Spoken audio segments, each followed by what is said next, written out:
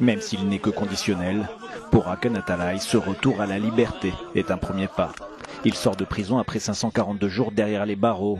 Hakan Atalay est le patron du quotidien Cumhuriyet. Il vient d'être reconnu coupable d'aide à une organisation terroriste.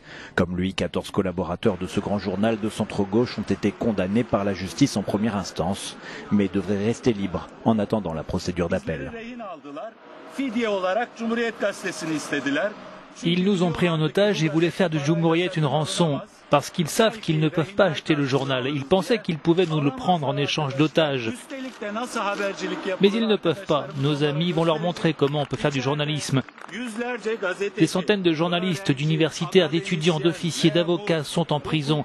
Leur rendre leur liberté est une obligation que nous avons tous.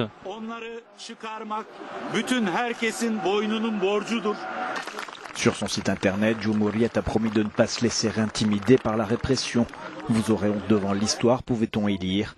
L'Union européenne, elle réagit via Kati Piri, la rapporteure du Parlement européen pour la Turquie. Sur Twitter, elle s'est insurgée contre la décision de la justice turque.